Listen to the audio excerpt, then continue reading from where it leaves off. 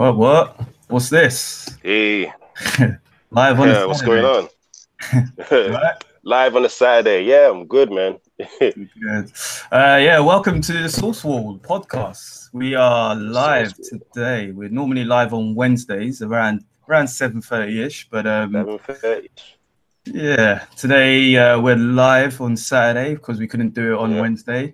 But it's been one of those weeks. Issues. Yeah, So yeah, welcome. It's me, Rich, or we read comics. We've got Red Hood. What up? What up? Outlaw Red Hood. Yeah. And we have the Phantom Specialist who's normally here, but she's on the way actually. So she'll be joining us shortly. So if you want to hear all that excitement and all that energy, just wait for it. It's coming. It's coming. So if you guys don't know about us, if you're new or you've been with us, we're a podcast show and we talk about comics, geeky stuff, pop culture. We talk about movies, TV shows, and sometimes life just comes into it as well. And exactly. You can catch us live on YouTube on Wednesdays about 7:30ish, or you can get us on SoundCloud, iTunes, Google Play, and any other podcast listening devices, including Spotify as well. We're totally independent as well, so we're not getting that Disney money or DC money. We're giving you all our opinions on basically anything. So welcome. And if you want to, try and support us, like I said, we are independent. We do have a Teespring shop, so you can buy some of our merch. We've got some T-shirts and branded hoodies as well. So check that out. It's on Teespring / The Source Wall. That's DA Source Wall. Just check us out. Tell us how you feel and tell us what you think, and join the chat. We're live as well. You can join us on the live chat on Wednesdays normally. So come. If you like what you see, or like what you hear, or both, don't forget to hit the like button. Just punch that like button. Subscribe. Exactly. Yeah. And give us a review on iTunes as well. If you listen to us on iTunes, and Castbox, just give us a review everywhere to say we're great. Anyways, so yes, let's get on. How's your week been? How's it all been for you? It's just been such a long, tiring week. It's annoying because I was really after such a long week. Monday and Tuesday felt long. I was really excited to do the show on Wednesday. Yeah, and that was like my first highlight of the week, and then it flopped and my energy went way down. And then same. Work is just hard. Having said that, for my own other business ventures, things have been really, really good, which I can go into with you later. But it's been an up and down week. Up and down, I'll say. Yeah, that's good. As long as your other stuff is going well as well. Yeah, man, good news and bad news sort of thing. Most def. I've been all right, not too bad. I've been trying to catch up on a few comics myself. Work has been kind of busy and kind of slow as well. I've been trying to catch up on some reads. Surprisingly, I actually caught up on Naomi. And I must say, it is sick. It is a sick comic. Oh man. Definitely recommend. We were talking the other day. Because I thought, I need to just catch up on Naomi. So I went online, tried to get issue 3, 4. No, I bought issue 4, which was like a second print as well. I'm not even happy about that. So I was like, I better pre-order 5 and 6. Yeah. I'm like, where's 3? So that's when I messaged you, and you're like, it's £19 on eBay. But I found someone who has issue 3. It was £19. It was first print and brand new. So I'm waiting for that to show up, and then I'm going to binge read it. Can't believe it, man. I know, it's a good comic, man. It's a really good story as well. It's I told you this. It's really good, man. I'm really enjoying it. I'm glad I kind of waited as well, because I kind of I don't think I could handle the once a week or the once a month thing. Yeah, and the cliffhangers on there, but it's pretty good. It is pretty darn good, man. I must say. Yeah. By Michael Bendis. He's doing his thing with it, man. Yeah. I also read Excellence issue 1. I remember I put that on the pull list for last week. That was pretty good as well. Wicked story. It's kind of it's a diff.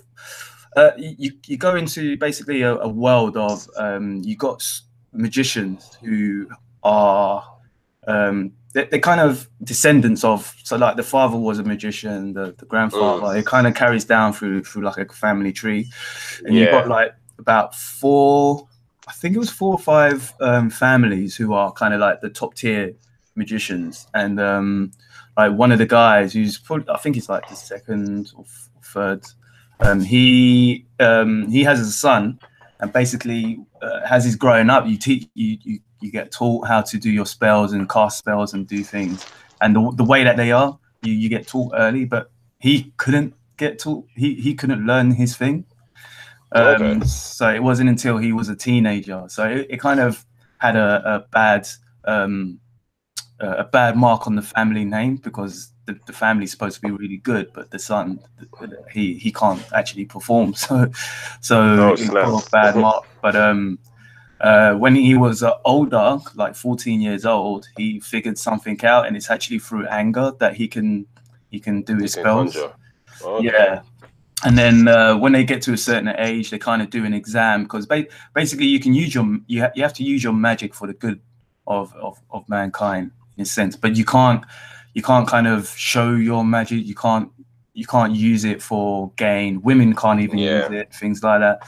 So he's kind of getting he's rehearsing for, not rehearsing, but he's trying to get some pointers from his grandmother about the exam that's about to come. Yeah, it's really good because it's Brandon Thomas and Kari Randolph, who's the artist, and Emilio Lopez is the colorist. And it is a black world. Pretty much all the magicians are black or African American, because they are American, I like to say. And because Brandon Thomas is an African American himself, the language and even the artwork in it is really, really good. I remember you saying about Naomi, the first issue. You were saying about how her hair is braided, and the style that on her head. Yeah, it's kind of got the same kind of atmosphere with that as well. There's a part where he while he's talking to his grandmother, talking about his exam that's about to come, she's actually cutting his hair, and they have a bit of a dialogue there, and it just feels really authentic. Coming from a black writer as well. I must say there is the only thing I don't like about it is one thing I actually don't pretty much like about the American language as well is that they use the N-word quite often in it. So it kind of, that's the only thing. Yeah. That kind of pushes me off a bit. Yeah. But other than that, it's a good comic to read. It's the artwork is really good as well. It's really nice, and definitely if you can try and pick that up, because it is an Image comic, and Image does really good independent reads, and I wouldn't be surprised if it's called Excellence. Excellence, okay. Yeah. And one thing as well, because I listen to quite a few podcasts myself, and a podcast I listened to, iFanboy, they was saying how the I think it's the writer or someone who's got to do with the comic is really good friends with am I forgetting his name? Jordan Killmonger. Who plays Killmonger? Oh, Michael B. Jordan. Michael B. Jordan, that's it. So I'm not forgetting his name. When you said Jordan, I was like, does he mean? So yeah, and if you actually look at the artwork, the character does look like Michael B. Jordan. So I wouldn't be surprised. Oh, they're setting it up for that movie, aren't they? Yeah, exactly.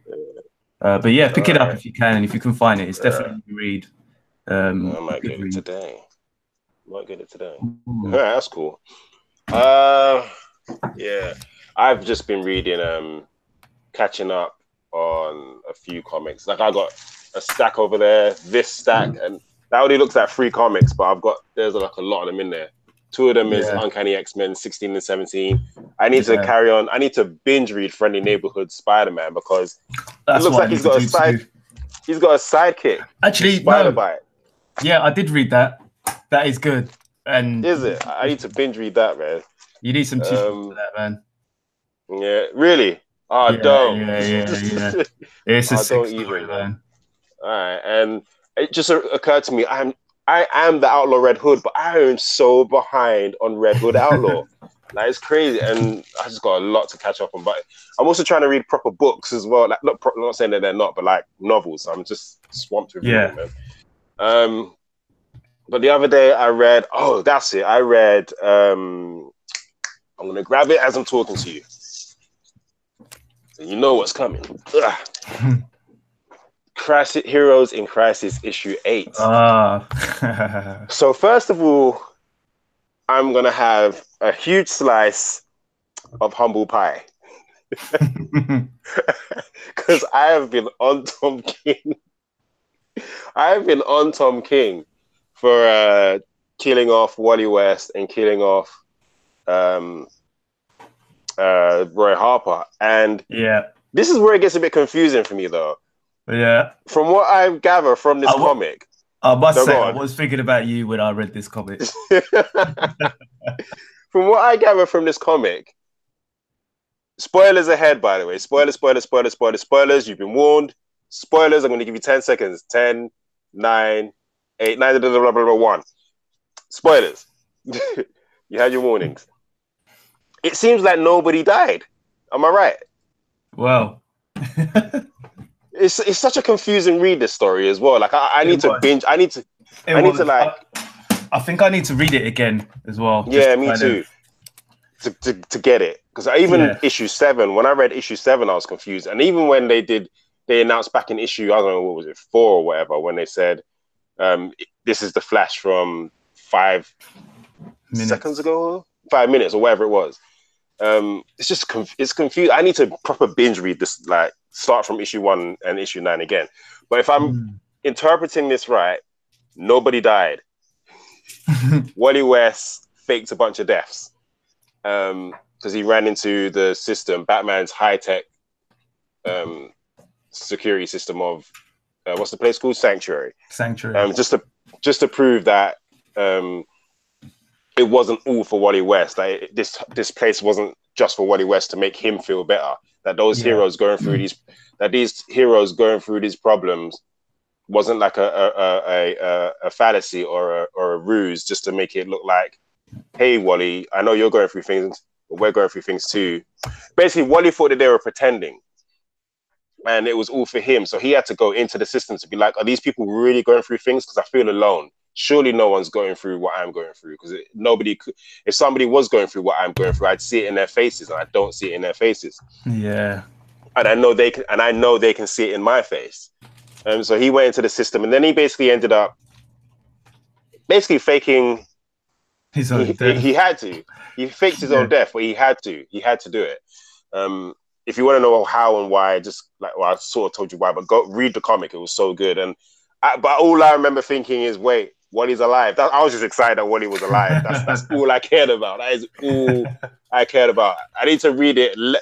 I need to read it with a less of a fanboy attitude, because I was just like, okay, what's going on right now? Wally's alive. That's it. But I was excited. But it made me think. I bought an issue of Green Arrow, just this one issue. I've got a few Green Arrow graphic novels, but I don't collect Green Arrow. Right. But I got a couple graphic novels when it was Andrea Sorrentino and who works with Andrea Sorrentino all the time. Anyway, whatever. They do Old Man Logan as well. Oh, okay. I'm forgetting names as well. But anyway, back when they were doing Green Arrow, that storyline was sick. Who was it? When was it? I think it was before Rebirth. So it was like the later end of the New 52. Right. It was Andrea Sorrentino. They've done the early stages of Old Man Logan as well. It's a duo. Okay. Jeff I Lemire. forget. It's Jeff Lemire. Sorry, I can't Yeah. believe I forgot. Jeff Lemire and Andrea Sorrentino. Yeah, yeah. That's what I've read of Green Arrow. Right. Anyway, I bought an issue a few months back when Wally and Roy died, and they had a funeral for Roy. It was an issue where they had a funeral for Roy Harper. So I'm like, and they Yes, put they his, do. Yeah. yeah, they put a bow. I think they put a bow in his casket, like on his casket, and his hat on his grave or something like that. And I'm like, wait, so was that grave empty? Do you know what I mean?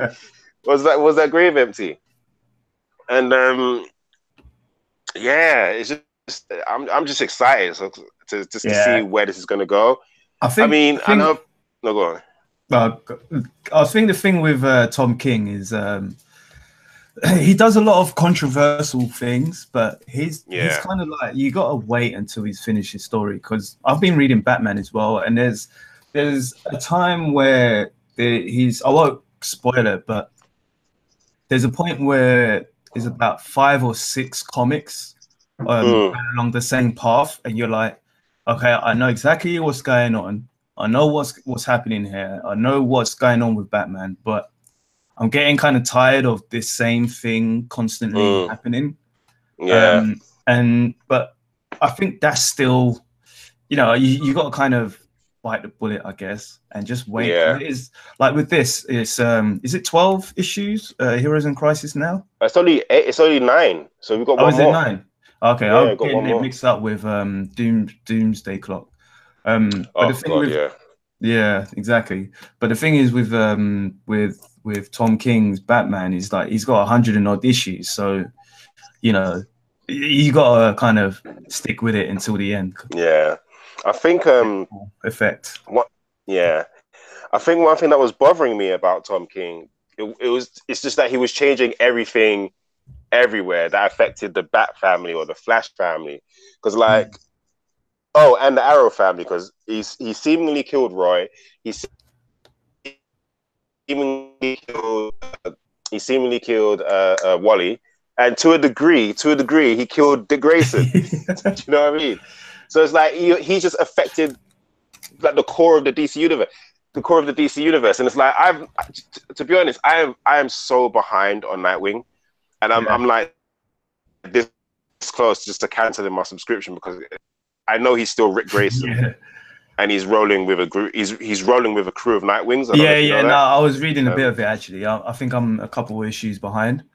I'm a lot more than a couple. there was a funny thing is it's actually on our pull list and I've read it. But in Batman, something happened and basically they needed him, and someone was like, "Yeah, nah, he's still Rick." So he ain't coming. Yeah, see. So yeah. Hopefully, the thing is, and I know, like they did it with Batman, with Bruce Wayne when he lost his memory, and I know eventually Dick is gonna come back. Yeah, that's just comic books, but it's like I'm not. When they mess with the status quo, sometimes it bugs me, especially I don't know.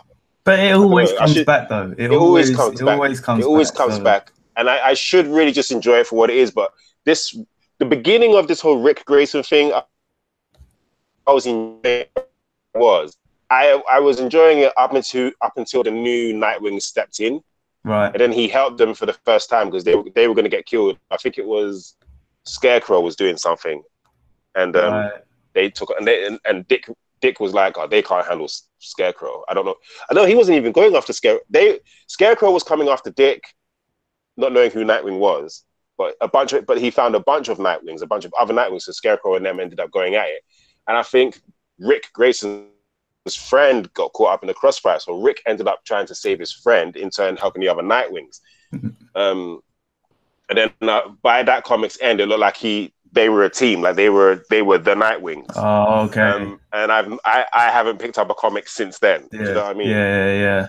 But I got a lot of binge reading to read. I'm telling you. Yeah, for real. I was just saying to my mum today, I need to take a week off work just to read comic books. Like, I got so much catching. Yeah, I've got a week off, beginning of June, as well. Nice. So yeah, I'm gonna try and catch up on a lot of reading. Reading. Yeah. Nice, man. But speaking of a lot of reading, I know it's Saturday. We normally do this on a Wednesday, and Wednesdays, as you know or may not know, is comic book day. So Free yeah, comic book day. Not free comic book day. What I'm talking about? Comic book day. New new comic book comic day. book day. So yeah. Yeah. So here's a list of comics that we hope you probably got, or we recommend that you get, based on, I don't know, what we like. This is our kind of stuff. So Yeah. on the pull list this week, as we were saying earlier, Naomi issue 5, Yeah. by Brian Michael Bendis, Jamal Campbell, and David F. Walker, DC Comics. This is it. In this issue, all secrets are revealed. Who is Naomi? Where did she come from? What can she do? And what does it mean for the rest of the DC universe? It's the one you've been waiting for, from Bendis, Walker, and Campbell. So it was a good read, man. It was. Get it if you can. Pick it up. I'll get it. Naomi is going to be a big character as well. So yeah, you're going to be happy that you got that issue free when it comes in and you finally read it. Yeah.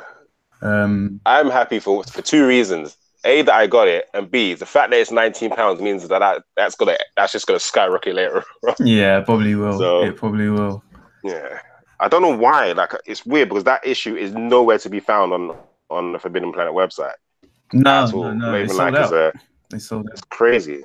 It's crazy. Why that? Well, I'll find out, I guess. You'll find out. Yeah, I'm excited. I'm so glad that I got in. You know, when comic book start heroes, like we weren't there for when Superman or Batman got started, but I feel like this is going to be I was there for Miles Morales, but I don't think I read it. I don't think I read it when it started, if that makes sense. Yeah. I know what you mean. Yeah, but I'm glad I'm here for Naomi. Like I got the first issue. Do you know what I mean? So this is going to be something huge, man.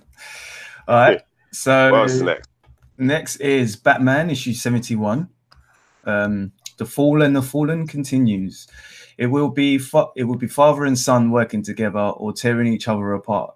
When it comes to the Waynes, expect a little of both. In the quest to get Bruce Wayne to hang up the cape and cowl, Thomas Wayne is going to have to use a little love. Only not all the muscle behind it will be his own. So, like I said, okay. It's going to be ages before I read Batman, because as I've told you, I kind of read the graphic novels, but I've got stacks. I've got too much reading. This might end up happening in my retirement. It is good. We've got a little bit of news on Tom King and Batman in a bit as well, so I won't go too deep into this. But if you've been reading Batman, there's a lot of people that don't like what's happening and where it's going. A lot of people don't like Tom King being at DC, but personally, I think, because I'm not too attached to these characters, I think it's pretty cool. Enjoying it. Yeah, I'm just enjoying it at the moment. So next on the list is James Bond 007 issue 7. This one's Goldfinger. A friendship is finished, the world is in peril, and Goldfinger wants diamonds. The modern Bond epic continues, by Greg Pak. Greg Pak. Yeah, Greg Pak. He did Firefly and Planet Hulk. And also Eric Gapster, who did Batman Beyond, The Flash Season 0. I'm just really into I've always been into James Bond. I just finished issue 1 of James Bond 007. I do need to catch up on the other 6. And there's quite a few bit of news going around about the new James Bond film as well. So I feel I've just been in that kind of Bondish kind of feels. Excitement. Yeah. All right. And it's got a good cover as well, with, I think it's Moneypenny on the front cover. I miss Moneypenny. Miss Moneypenny. So that's Bond issue 7. Next on the list is Donny Cates, Guardians of the Galaxy issue 5. There's not much to be said about Donny Cates and what he's been doing with Marvel. It's been quite epic. and Guardians of the Galaxy has been quite epic, I must say. You got a new team of Guardians. They're trying to stop the rebirth of Thanos, because apparently he's got his mind in someone else, and they're trying to, and everyone assumes it's Gamora. So you got the Guardians trying to save Gamora, trying to find her, trying to save her, and then you got the villains trying to catch her and kill her. And I bet it's not Gamora. I think it's going to be like a big plot twist. Well, I did read it, and it's a good read. I won't spoil anything. But Hela have no fury. At the mercy of the goddess of death, Hela's dreams of resurrecting Thanos are finally within reach. But what will the Guardians have to sacrifice in order to prevent that? Grab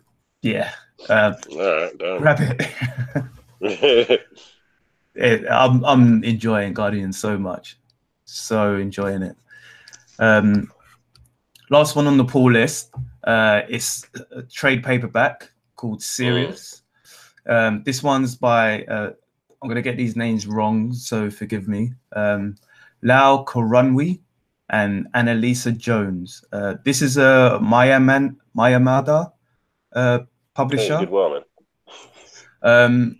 I don't know if you remember Mayamada. Whenever we go to Comic-Con, there's this guy, and he's got the stands. He's got his Mayamada box and his t-shirts, and I'd probably remember it if I saw it. But, yeah, if you see the book, you definitely remember him. Yeah. So this one, Sirius, is the story of an ambitious young rabbit named Blake. His goal: success in the jungle, fierce city where rest is for the weak. That's not enough to scare a kid from the poor but tough town of Serventon. Blake sets off on his quest to bring together a talented business team and meet the challenge head on. However, he won't get far before learning a hard lesson. To make it in the jungle, you have to be serious. So yeah, this one I'm gonna hit, and I'll let you know how it is. Okay, cool.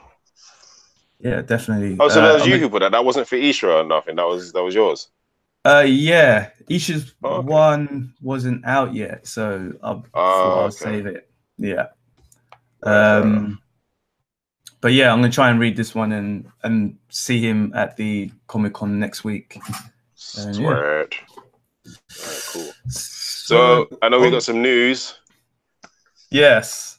Tom King's Batman could change the character for a generation. So Tom King, yeah. So Tom, this is from the Hollywood Reporter.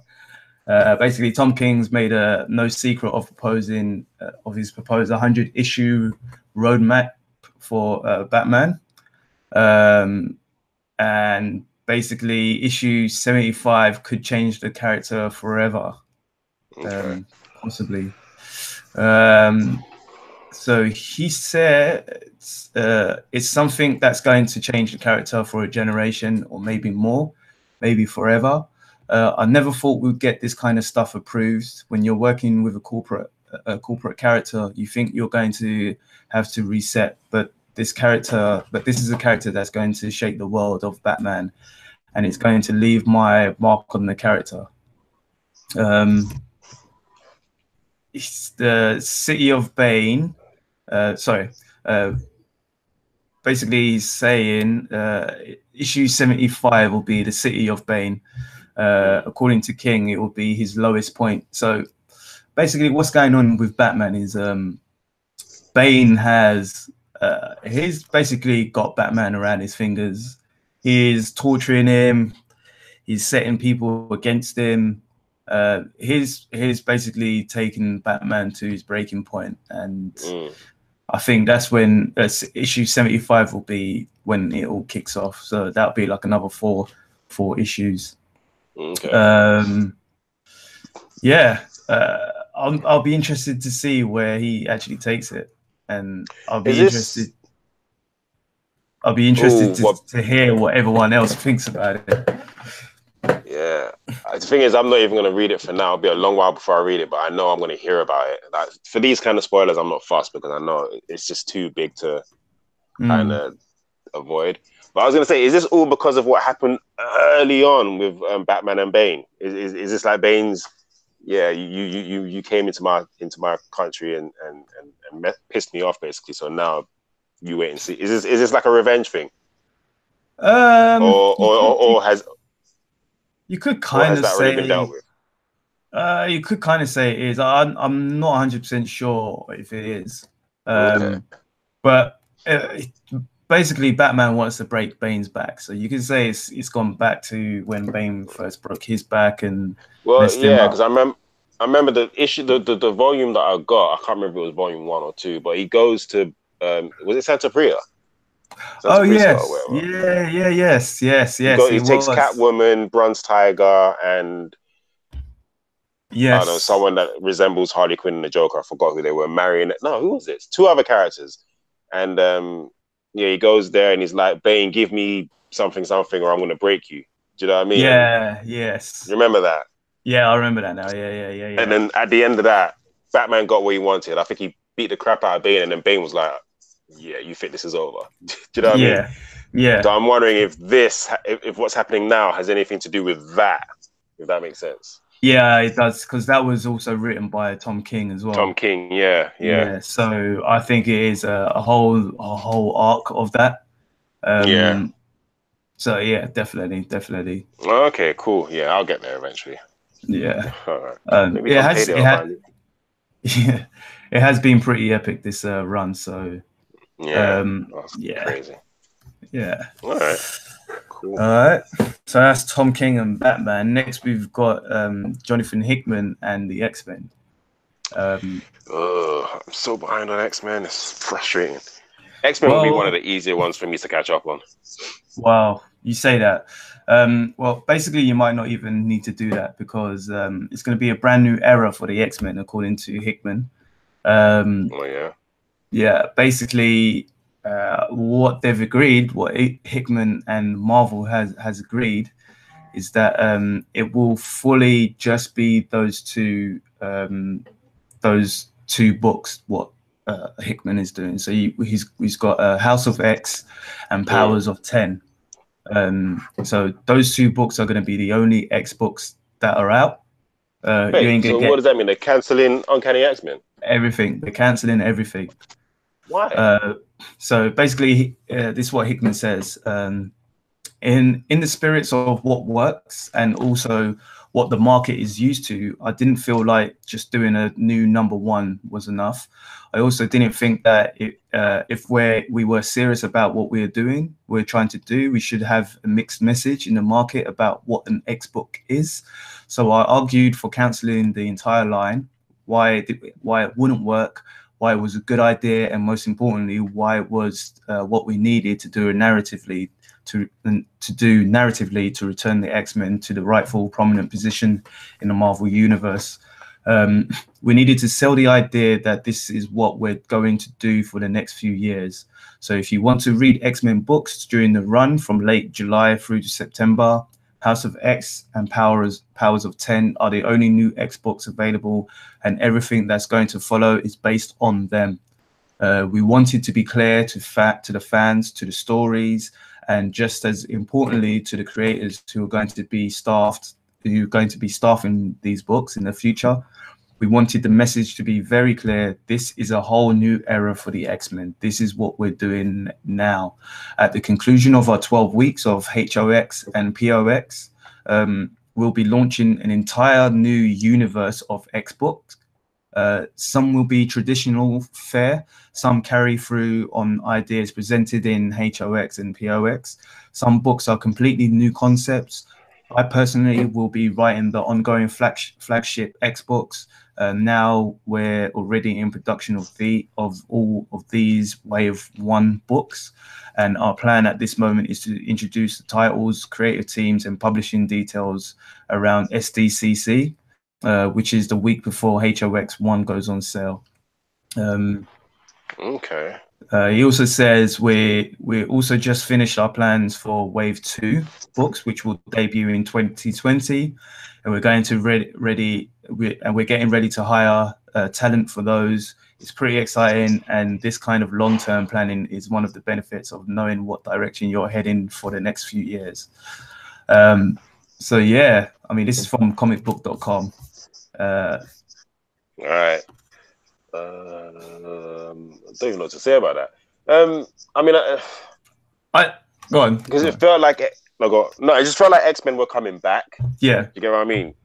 Two titles that I was really excited for that were becoming more prominent in Marvel again were X-Men and Fantastic Four, both of which I'm behind on. Yeah, but I was happy that they're there, and those titles don't even sound like Uncanny X-Men. It's got the word X-Men in it, so it's an X-Men title, you know? Yeah. I don't know, but these ones they sound like, you had X-Men books, but then you had, I would say, spin-off books. Yeah. It sounds to me like we're just not going to do the main book. We'll just focus on. I mean, I could be reading this completely wrong, but it just sounds we'll focus on the spin-off books. But I'm sure they know what they're doing, unless I misunderstood it. Because the way I get it is that is gonna, because there's a X-Men Uncanny X-Men run at the moment, which is pretty good. It's been really good actually. But that's going to finish, and then he's going to do the House of X and Powers of X, and I think these two books are going to be like a kind of a reset mechanism for the X-Men. And once those stories are done, then we're going to get back Uncanny X-Men or X-Men. And those will be the main books, but those will be on the back of House of X and Powers of 10. So I think what they're doing, in my opinion, or what I'm hoping, is that what they're doing is kind of like resetting for, not specifically for MCU, but it will become something that will be of course, involved in the MCU. Because, so that they can put it out. I think so, because if you actually look at a lot of the MCU, especially with Infinity War and Endgame, there's a lot of elements that are from Jonathan Hickman's Avengers books, that is an Infinity book that has been involved, or like scene for scene. You've got things that Jonathan Hickman has written in that, and it's in the movies. And I must say, John Hickman is actually one of my favorite writers as well. And the things he's done on Fantastic Four, and the same thing that he did with Avengers as well. He basically was writing Avengers and was it New Avengers? He was writing two Avengers book at the same time, and they kind of went in tangent together. And those was it New Avengers when Luke Cage had a team? Was it then? No, it wasn't New Avengers then. Because I remember there was when Luke Cage got a team, and Captain America was like, pick anyone you. And Captain America was like, pick anyone you want for your team, but you can't have such and such because they're mine. Captain America was like, they're mine. And I think there were two books going at the same time, so you could either follow Luke Cage's New Avengers or you could follow Steve Rogers. That one was Brian Michael Bendis'. Sorry. That one was Brian Michael Bendis. The one that Hickman was doing was the Illuminati, basically. So you had Doctor Strange, Captain America, Black Bolt, Iron Man, Mr. Fantastic, and Namor. So those were his Avengers, and then you just had the Avengers, which was pretty much the basic normal team. Well, actually, it was a new team. It was Captain America, the Hulk. I can't remember. There's quite a few new characters in there as well. It's all good. Still sounds going back to X-Men. I'm now, I'm intrigued now, so I'm excited to see where this is going to go. Do you know what I'm looking forward to? San Diego Comic Con. I feel like we're just going to get our minds blown with what Marvel has in store, comic book wise and movie wise. Yeah, especially because they weren't there last year. I keep saying that, but yeah, so I'm cool with this with what they're doing with X-Men. I don't know if I don't know if when the comics are released and they're on our pool list, I'll see what the stories sound like they're saying, and I'll decide if I'll get these new X-Men runs after Uncanny X-Men's done, and go from there. Yeah, just go from there. What's next? This next one I'm not 100% sure about because it's basically Marvel Comics number 1000, which is due in August. Yeah. So everyone's doing a 1000. It seems to be the thing. Yeah, that's the thing. And it doesn't seem like Marvel has got 1000 issues of Marvel Comics. So it just seems like they're just trying to pull a fast one, really. Yeah, I was going to say, because when I first saw that title, I was like, where was Marvel Comics issue 1?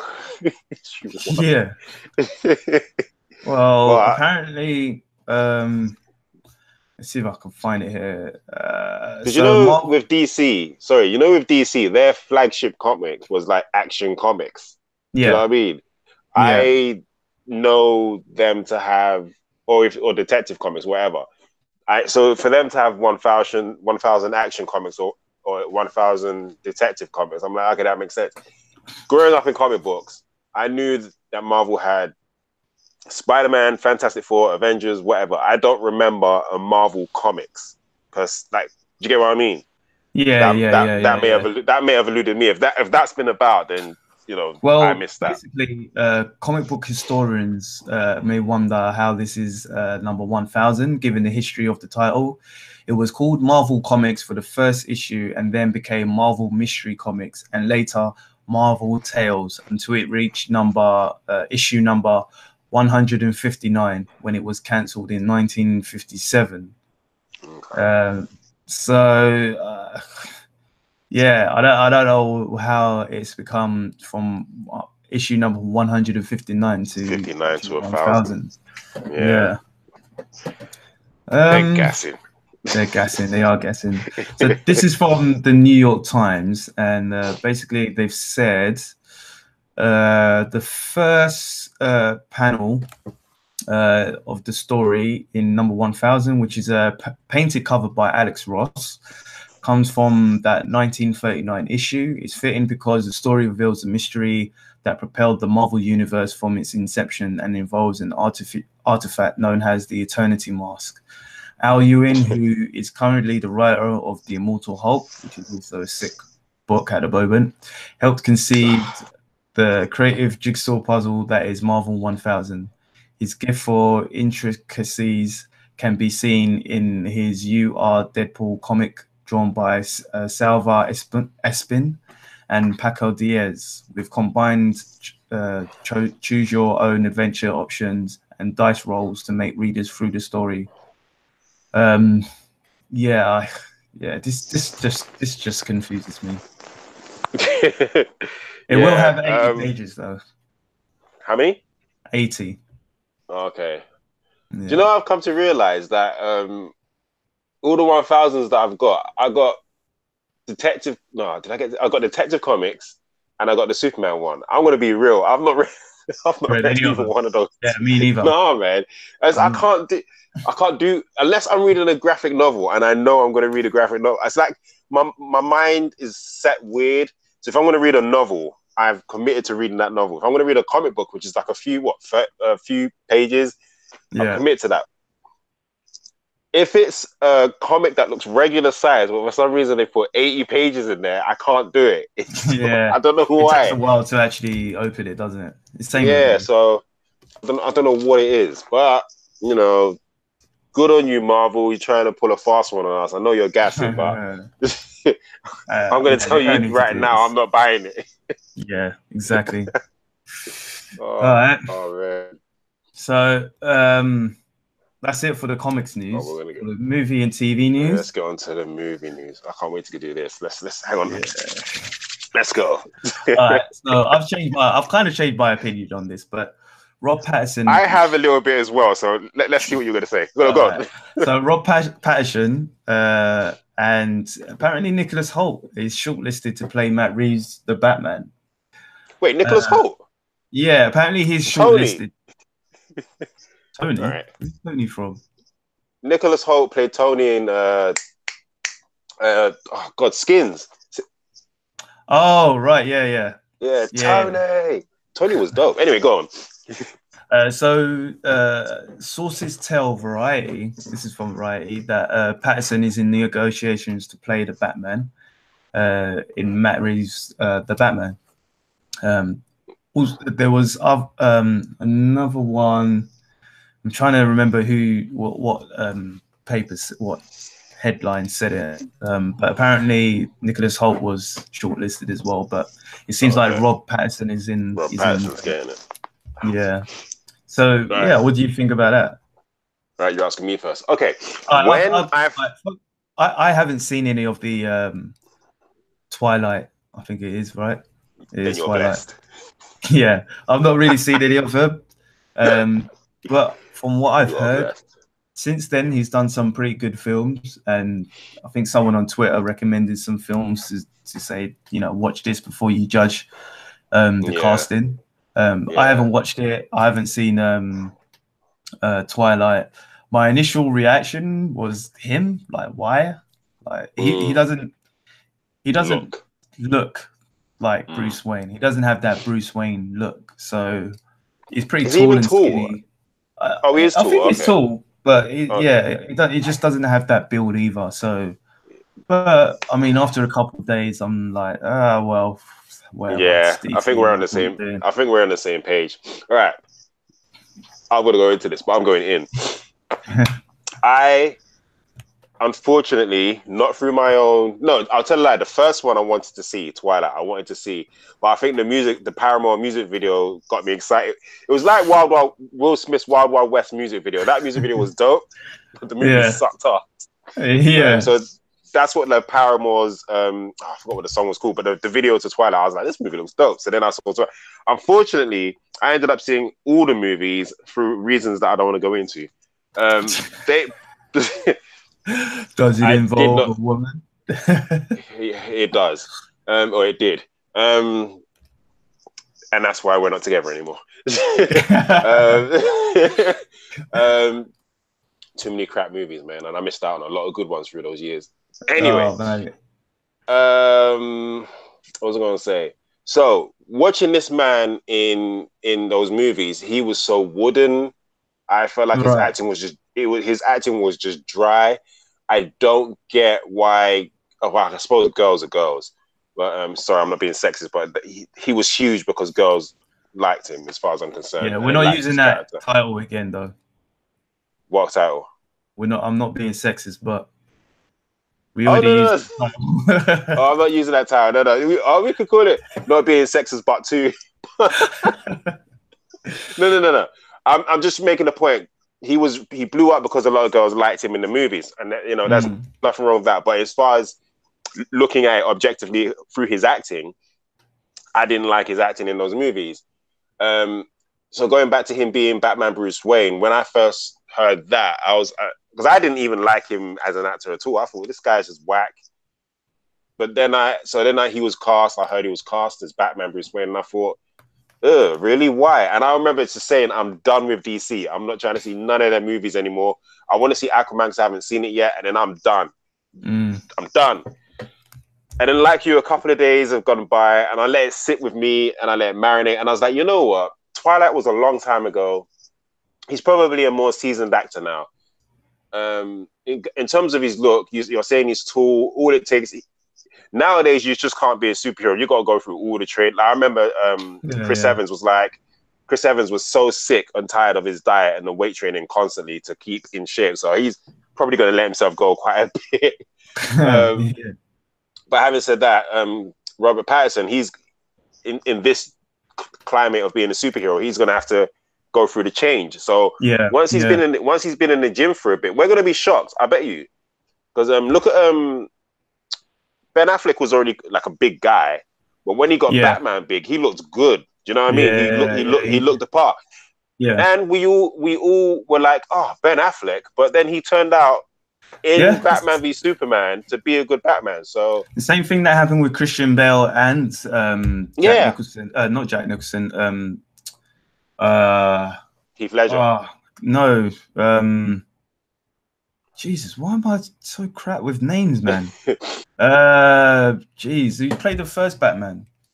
What am I forgetting his name for? Why am I forgetting his name? He played the guy who played Vulture. Yes. Michael Keaton. Jiminy Cricket. That's it. Oh, I can't believe I forgot his name. I'm sorry. That was a virus that you just sent me. I'm so terrible. Michael Keaton. Yeah, Michael Keaton. Yeah.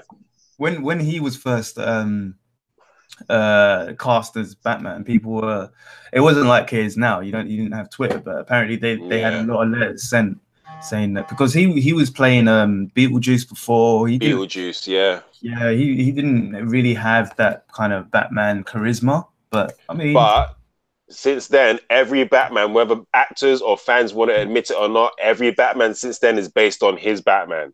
Yeah, and exactly. So he set the bar. But yeah, so I just feel like I will wait for the trailer. Is my not even necessarily maybe even the stills, like this, they release stills before the trailer. Oh yeah. So I'm gonna basically what I'm saying is I had my doubts, but I'm gonna give him the benefit of the doubt. He may be a good Batman. He may turn the DC movies around. Do you get what I mean? Yeah. But we have him, Shazam, Aquaman, Wonder Woman. Those lot, I'm not going to talk because I'm not about the Flash at all. Who they've got for the Flash? Yeah, but we have him, Shazam, Aquaman. Sorry, that was weird. I was like, what? Anyway, I'm just saying, I'm giving him the benefit of the doubt. He might be good. So, but I will say, I hope that he's. I imagine he's a more seasoned actor now. He's going to be working with different directors. I'm not going to be watching Twilight. I'm not going to see Twilight. I'm going to see Batman. So he might be good at it. Is what I'm saying. I'm not going to judge him. And because even Heath Ledger, when we found out that Heath Ledger, we've all been proved wrong before. Do you know what I mean? Yeah, we've all been proved wrong before, and we do this, and we've got Twitter and Snapchat and bloody Instagram, and our voices can be out there saying, but shut up and just wait and see. Wait and see. That's it. That's what we got to do. Yeah. Speaking of waiting and seeing, you remember I was speaking about the Magic Order, a book by Mark Millar. Rings a bell. This book was about a old school magic crew, kind of similar to Excellence, where you have magicians who are kind of secretly working to keep the world in a good place. Basically, James Wan is set to produce the Netflix series. Okay, James Wan is all right. Yeah, I'm happy that for one, it's a Netflix series, and two, it's James Wan, because James Wan did do a pretty good job on Aquaman. Considering what he had and the history of Aquaman in a sense. But yeah, this book was actually really pretty good, and it had a wicked cliffhanger, not a cliffhanger, but a reveal. Kind of hope that they do something kind of similar but different, obviously, for the Netflix series. And I'm just happy that they're actually doing it. And I just hope that they keep faithful to to what Mark Millar wrote in this book. I think with Netflix, they're really trying to be. I know. I don't know if you saw that episode of South Park where they made jokes that Netflix just greenlights anything. But I genuinely, that was hilarious. I remember they called up. There was a scene where someone who worked at Netflix, his phone rang and he answers like, "Hey, you just got through to Netflix. Your deal has just been approved. Who may I stay and speak? Who might I stay and speak?" But and I get the joke because Netflix is doing a lot, but I genuinely believe that they're trying to bring viewers good TV. They're trying to make that £10 or whatever you pay worth it. Yeah, you get a lot. You get a lot for so little that you spend, and I think that's brilliant. That is such brilliant marketing. That's brilliant business. Shout out to Netflix. They have been doing some really good shows. You know, they have good shows, and I mean, it's made me stop paying my TV license. I can't watch TV anymore. You know, so I don't watch TV. It's funny. I love boxing. This is just a little segue. I love boxing, and I was downstairs in the living room with my rents last night, and they had it on one of the regular TV channels. And there was like this show. It's called The Contender and it's like a reality show for boxing. I'm like, how have I missed this? And it's like, it's because I don't watch TV. I have no idea. I have no idea what's on these days. I haven't got a clue. So if I'm not watching Netflix, that's it. It's Netflix and Amazon pretty much. And Amazon is very rare that I watch that. Do you know what I mean? Yeah, there's a few good shows on Amazon actually. Yeah, we got Into the Badlands, which was good. Sorry. Yeah, I started that. I need to finish it. Yeah, it's pretty sick. Or catch up, shall I say? But it sounds getting to my point. I don't doubt that this will be a good show because Netflix has really let us down. The only example I have of a bad Netflix show, and I enjoyed this show, was Iron Fist. Right, do you know what I mean? Or do you know what I mean? But and that's the thing. I enjoyed Iron Fist. I enjoyed Defenders, but those are the. I've never heard anyone say anything bad about any other show on Netflix besides those ones. Yeah. So that's true. Well, speaking of Netflix and Amazon, the new Picard show is set to premiere on Amazon Prime internationally. That's how you do it, internationally. Right. So basically, as you know, Star Trek Discovery is internationally at the moment on Netflix. So apparently, from what I've been hearing, obviously I don't know 100% because I don't know what's going on.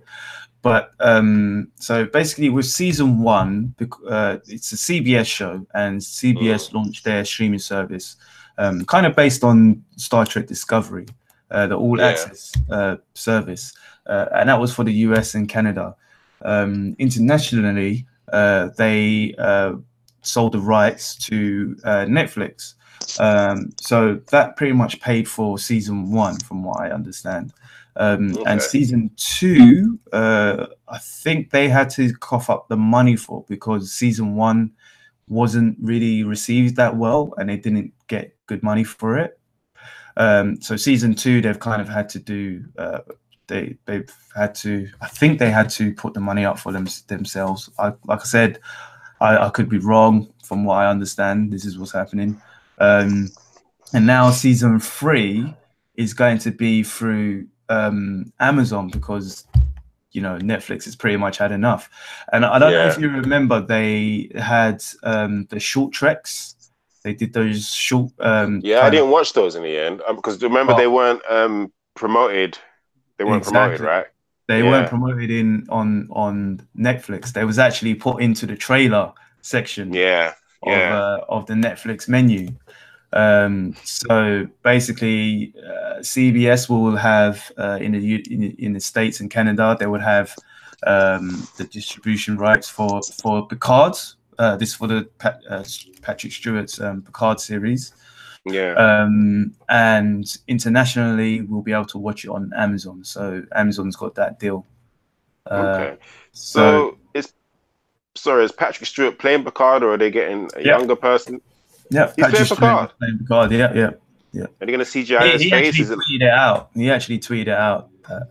It's going to be on Amazon. So, good for him, man. I love that. I'm with that. The president of Amazon Prime, vice president of worldwide content licensing for Amazon Prime Video, Brad Bale said the following announcement. This is from Bleeding Cool. We're thrilled to partner with CBS to bring the newest edition of the story Star Trek franchise to our international Amazon Prime Video customers. With the incredible Sir Patrick Stewart returning as the beloved Jean-Luc Picard, we're excited. We can give Trek fans, both old and new, the opportunity to see him in action. It's a terrific addition to our already robust catalogue of exclusive Amazon Prime Video content.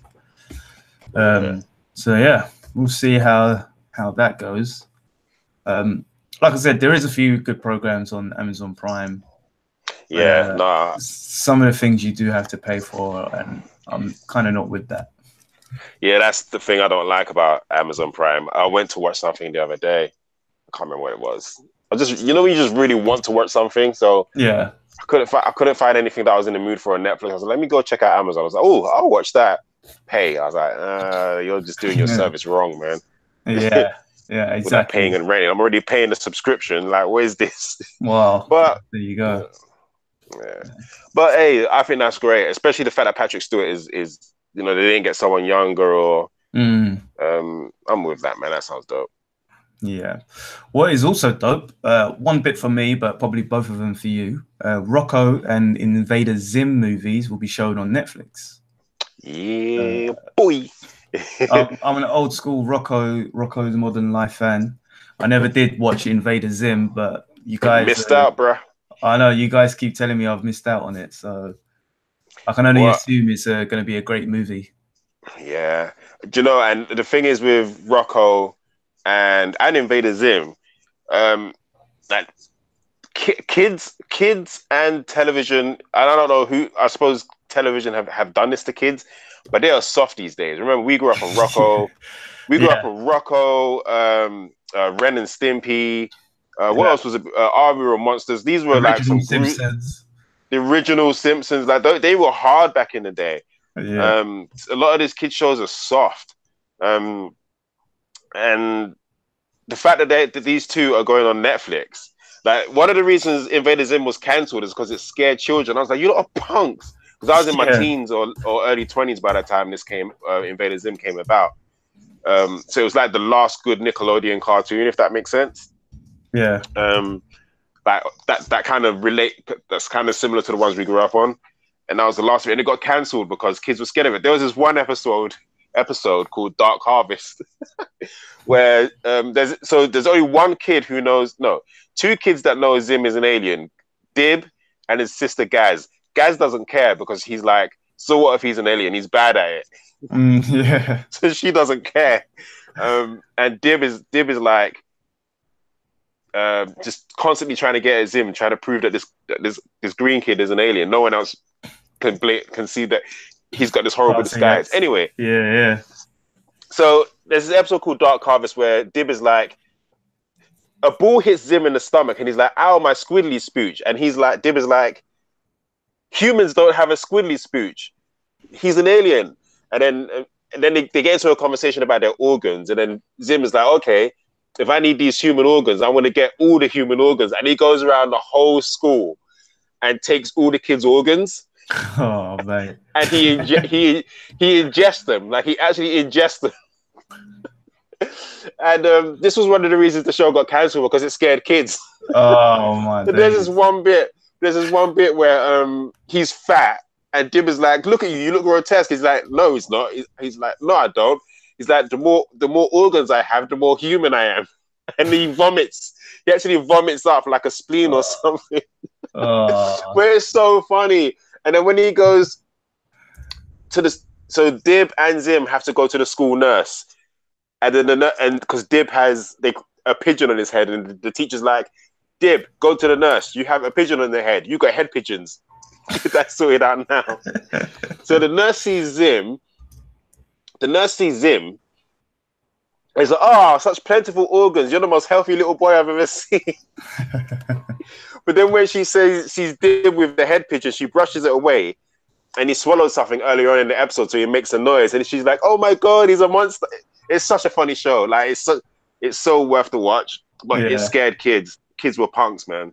How many seasons was it, or episodes? Do you remember? It only went 2 seasons. Oh, okay. And I don't think there are that many episodes in the season. You could binge watch that in a week. And then they did one Christmas 27 one. episodes. Yeah. Yeah. They did, and then they did one Christmas episode that wasn't released in the UK. I ended up having to find that on YouTube, but that one was really good. That was really good, that Christmas one, because I think he wanted to kill Santa or something. Or something like that. Yeah, I'll check that out. Definitely check that out. It sounds pretty good. It is really good. If you like Invader Zim, like the last time I was in the hospital, or the time before last, the nurse that I had an Invader Zim tattoo. I was like, you watch Invader? Wow. She's like, yeah. It's the kind of thing. Is like, if you know, you know. Right. Getting to my point, the fact that Rocko and Zim is going to be on Netflix means they won't hold back. They won't hold back. It will be what we watched back in the day. Is going to be exactly like that. So, well, like, if it was coming on, they will be movies. So let's hope that it is. It will be good. I think they'll be good. They'll both be good. I have high hopes for this, especially if they were going straight to cinema, then I think, okay, they're just going to punk this out and make it kid friendly. But I think for the fact that they're going on Netflix, we're in for a treat. We're in for 2 treats. So check those out, people. Trust me. Yeah. And if you've not watched Invader Zim before, or the 90s Rocko cartoon, do yourself a favor. I've been watching Rocko recently, and it still holds up to this day. Yeah. I need to get that somehow. I need to get that and catch up on it. Yeah, I'll hook you up, man. So speaking of Netflix and Amazon streaming service, Disney is now in full control of Hulu's streaming service, according to Variety. So Disney and Comcast announced a deal under which Disney will assume full operational control of Hulu, effective immediately.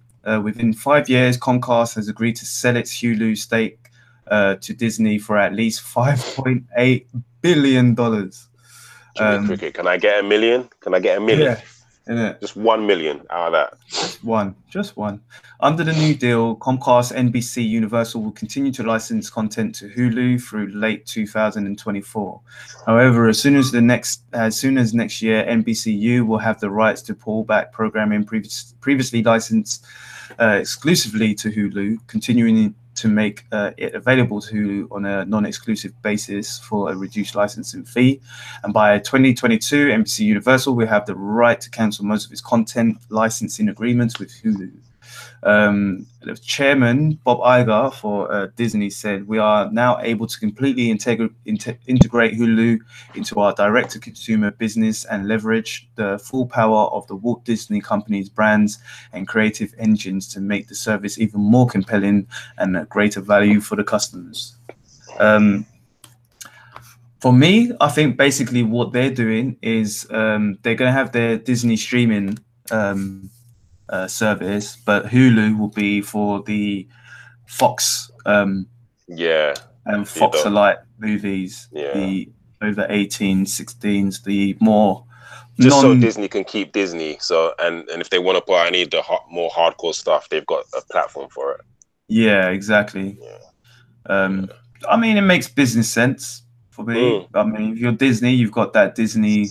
You know, people always say, "Oh, Disney's this or that." They it's kid friendly, but they've just bought Fox, and ain't a lot of kid friendly things on Fox on Fox. It's funny that Disney has this reputation of being kid friendly because first of all, as a company, it's monopolizing everything right now. Yeah, exactly.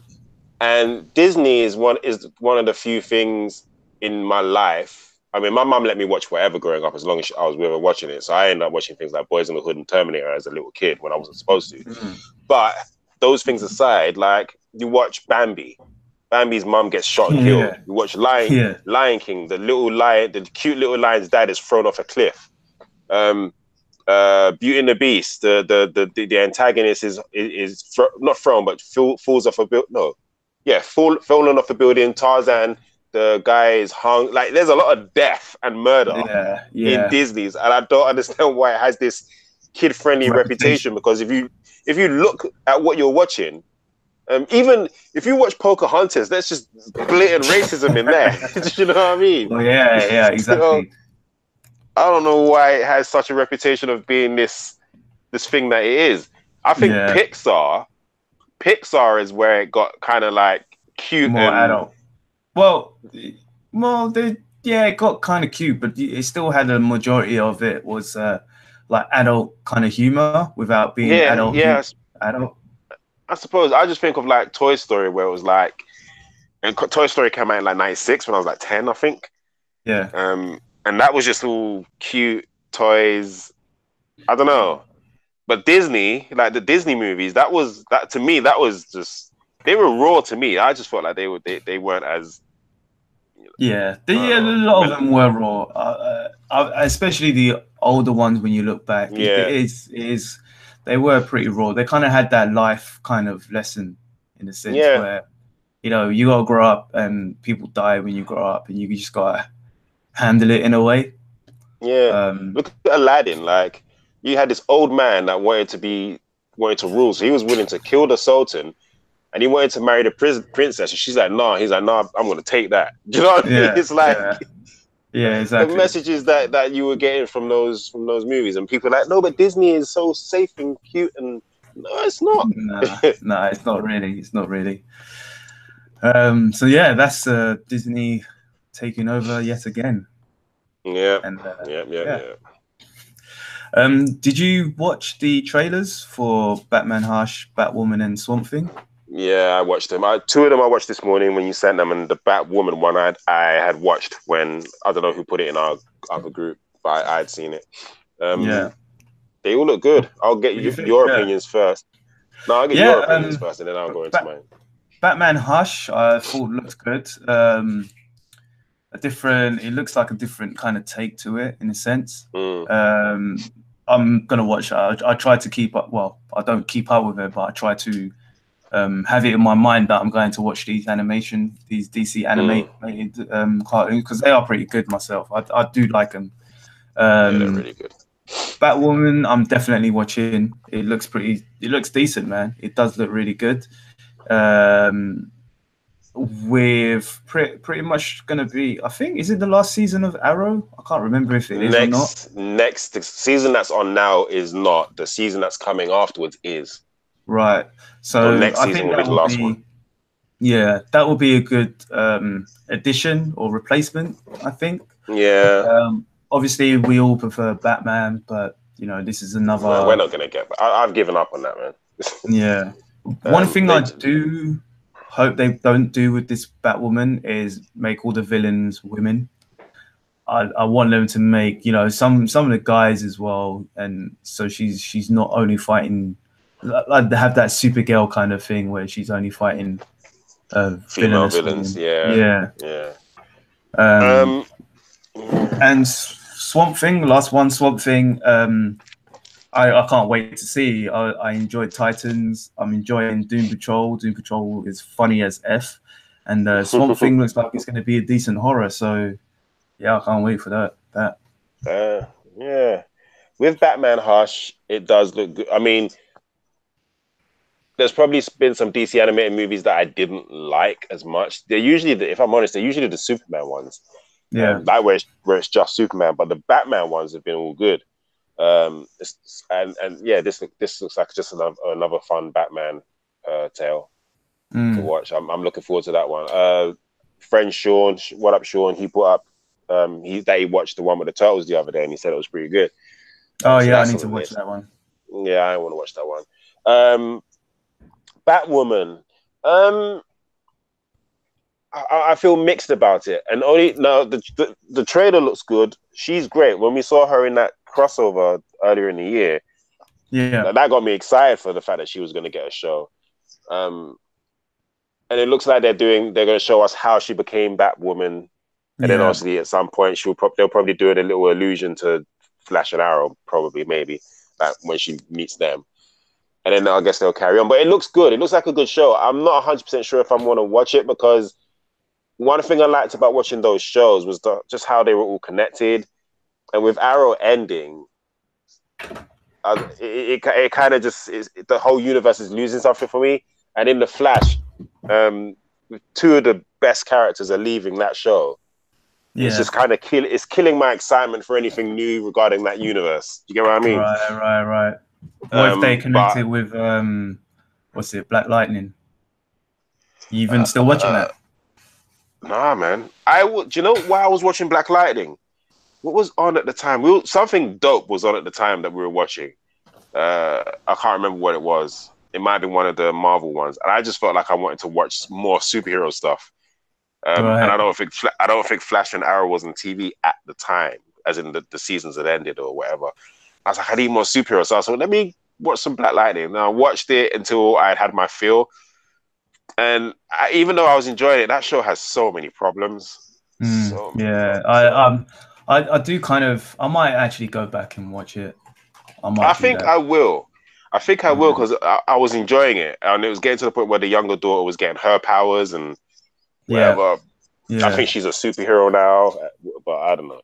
If they connect, to answer this question, if they connect, I would love it if they connect the Arrowverse to Black Lightning officially. I think they'll do it next year when they do Crisis on Infinite Earths. I think that's what they'll do. Yeah. That would be quite. Especially with Arrow ending, Crisis on Infinite Earths is going to be huge. So, definitely. So I think that's when they'll do it. Connect Black Lightning to it. I don't know if I'll watch. And the other thing is, I've not even been watching Flash and Arrow. I know I will, like this season. I know I'll end up binge watching it at some point, but it's because I'm just not fussed about TV. I actually wish that I could watch them on Netflix because I feel like it'll be more convenient for me. Yeah, that's it. I've got the last 3 episodes of Arrow to watch. I watched the last episode of Flash yesterday, which was pretty decent. It was good. Sorry, by last, you mean end of the season or just last week? Season. The Flash has ended this season. Yeah. It's ended now. Last episode. Okay. Binge watch that then. Yeah, Arrow's done now as well, so there's 3 of those episodes I need to watch. But yeah, I mean, it hasn't been great. It hasn't been a great year for either of those, in my opinion. Like last year's was better, minus the Flash. Flash was still, it could have been better both years. That show started off so well, just declined in quality. I'm telling you, it's such a shame. I mean, the only thing I would have wished, to be fair, is that, like I said, I'm really enjoying the DC Universe stuff. I'm so looking forward to Swamp Thing. I'm really enjoying Doom Patrol. Titans was excellent, in my opinion. And I just wish this Batwoman would. I think if this was in that universe, it would be even better. But I mean, I feel like I prefer if it was there instead of part of the Arrowverse. That's it. So we can just wait until maybe this. It would be sick actually if that did happen with the what is it? The Heroes in Crisis on Infinite Earths. Yeah. You never know, man. You never know. Yeah, it could happen. There are rumors of like last year. I think Stephen Amell, he posted himself with the guy who played Robin. No. Lex Luthor. Basically, Lex Luthor and Superman from Smallville. He posted pictures of them earlier in the year, and I know it's because I think what it was because Stephen Amell has some sort of wine that he's trying to get investment from. So I think that's what it was. But I guarantee you, there's been conversations like we don't know. Crisis in Infinite Earth could connect Smallville. Yeah, and they threw a little hint. The last crossover we had, they threw a little hint where we saw that Oliver Queen. Remember, that Oliver Queen was dead. That Green Arrow was dead. Someone walked over his body, right? Yeah, and a season before with I can't remember if it was the Flash it was the Flash when he was running and he was seeing the different timelines. We saw remember Watchtower from Smallville? You pause it and you can see what they're hinting at. I feel like it's something they want to do, and I'm thinking they're just probably just trying to convince the actors to do it. And if they can get that done, I think fans, including myself, will just lose ourselves, man. Yeah, definitely. Going to Swamp Thing. That trailer looks good. I have nothing against it. I feel very bitter, very, very bitter towards Why? the DC streaming service. I really, really do. Well, because we don't have it here. Basically, yeah. And I guarantee you, like I think I've said this before, when like you can buy these in the shops now, like all the old episodes of Batman the animated series and Superman and all the movies, we can buy them now because superheroes are the thing. But when I was a fan of superheroes before everyone was excited about them, I couldn't buy these things in a shop. And I noticed that DC was still selling this stuff in America. But then I found out they were selling them to like places like Germany and everywhere else in Europe. And I was like, why isn't the UK getting this stuff? And it's like I bet you that Europe will get the DC streaming service before the UK will, if we ever do. Yeah, if we get it. And I just feel really bitter towards DC or Warner Brothers for that. But the trailer looks good. I just don't know if I'll go out of my way to watch it. I think when Titans comes back, I'll watch that. I'll warm up to Doom Patrol eventually because I know you said it's good. You've not watched any yet? I've just not. I'm trying to read so much. I'm trying to watch a lot, and plus the other stuff that I like to do, like I like to go gym a lot, so it's just it's finding the time. It's understandable.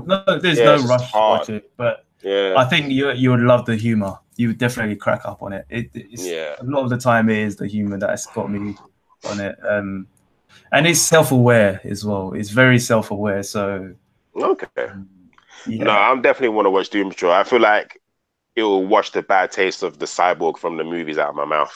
Oh yeah, no, it would. Oh my gosh, Cyborg is crazy, actually. So I'm looking forward to that. Yeah, but what else was pretty? What? No, I was just gonna say, I will watch Doom Patrol eventually. Swamp Thing, I think I'll watch it eventually as well. Just when I'm in the mood and when the time hits me right.